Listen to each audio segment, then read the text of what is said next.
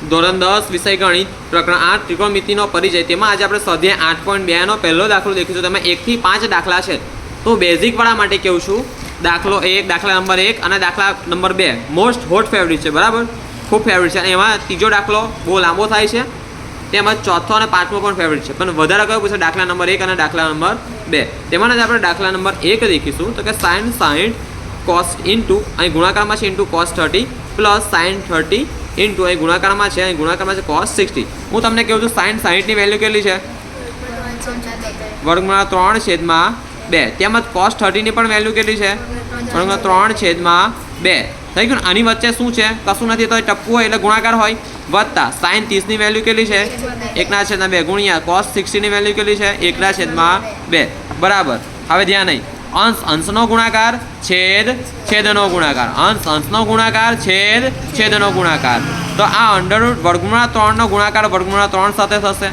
છે ને ત્યાર 2 નો ગુણાકાર 2 સાથે થશે અહીં આગળ 1 નો ગુણાકાર 1 સાથે 2 નો ગુણાકાર 2 સાથે હવે વર્ગમૂળ 3 ગુણ્યા વર્ગમૂળ 3 આવું થાય ને વર્ગ થઈ ગયો ને જો વર્ગ થઈ ગયો આધાર સરખા વચ્ચે નિશાની ગુણાકારની તો ઘાતનો શું થાય સરવાળો તો 1 + 1 2 થઈ ગયું કાં તો તમે આવી રીતે પણ કહી શકો છો આવું છે વર્ગમૂળ 3 ગુણ્યા વર્ગમૂળ 3 તો આવું થાય આખા વર્ગમૂળમાં 3 ગુણ્યા 3 આવું થાય ને તો એનું આવું પણ થાય વર્ગમૂળ 9 તો વર્ગમૂળ 9 ની વેલ્યુ શું છે તગડે 3 તો આ રીતે પણ થાય બરાબર અને તમારે કરવું હોય તો આ રીતે પણ થાય 2 2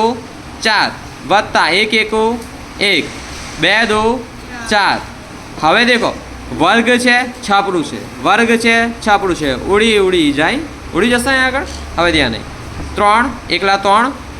વત્તા અહીં છેદમાં 4 વત્તા 1/4